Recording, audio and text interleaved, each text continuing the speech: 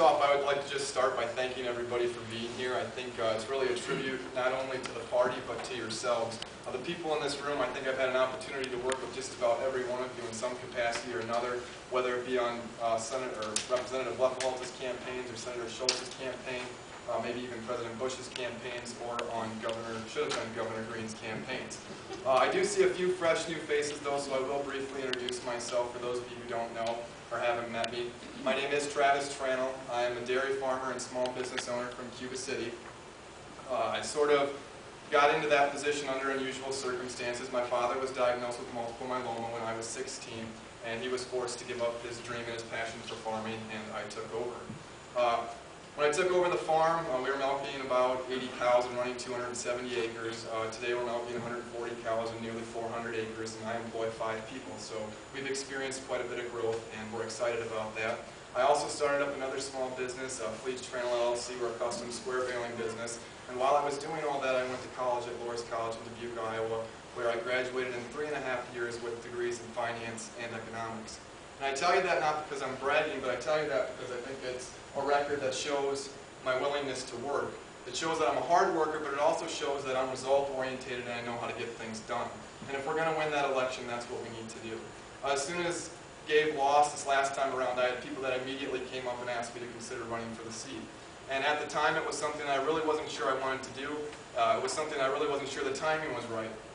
As I thought about it, prayed about it a little bit, I decided to go out and put out some feelers. So I went to the northern part of the district, the southern part of the district. I believe I've talked to just about everybody in this room. And the support has been overwhelming, and that's why I've decided to run.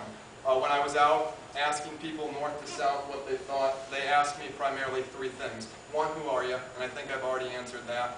2, they asked why I was running. And 3, they wanted to know what I could do. So with the time I have left, I'll just briefly answer those 2 questions. Why am I running? I think I can best sum this up with a letter to the editor that I read the other day. A gentleman wrote it. He compared the 2 major political parties in the United States. He said you have one party, they're anti-tax cuts, anti-capitalism, anti-business. He went on and on and on, anti-school prayer, etc. He said at the same time they do believe in a few things. They believe in open borders, they believe in socialist governments, they believe in forced health care, etc. But then he got to the other party, and he said the other party basically, he said they're sellouts, they're cave-ins, and they give up. And he concluded his letter to the editor by saying he had cast his final ballot. He was so sick of the process that he was just done voting. And I think that should be alarming to you. It certainly is to me. And I think that should be definitely a call to action. We need to get involved in politics, and we need to right that wrong. Because when somebody is so fed up with the process and so disinterested that they feel compelled to write a letter to the editor telling you that they're done voting, something needs to be done. The final thing I would like to address today is what I think I can do and what I hope to accomplish, because this is something a lot of people have asked me about. There used to be a time and a place when politics was considered something to be admired. People that served publicly, people that volunteered their time, they were respected, and that needs to come back into reality. Today, politics is considered a dirty word.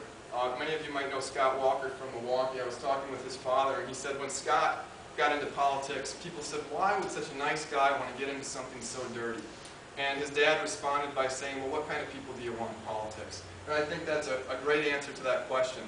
But I can assure you over the course of the next 6 months, I will work hard, as I have in the private sector, to not only gain your respect and hopefully earn your support and your trust, but when elected, I can assure you that when I go to Madison, I will sit on the table, I will fight and work hard for things that are important to you, things like lower taxes, things like affordable and accessible health care, things like quality education. I mean, those are the conservative principles and values that we all believe in and we all need to run on, but I will also represent you with honor and with pride and with dignity.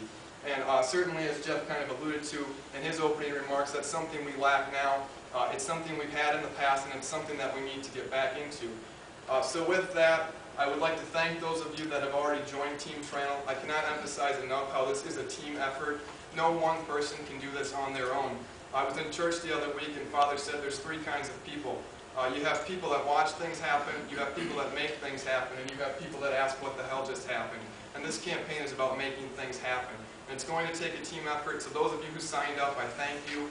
Those of you who are considering what team to join, I would ask you to check out my website, www.travistranel.com.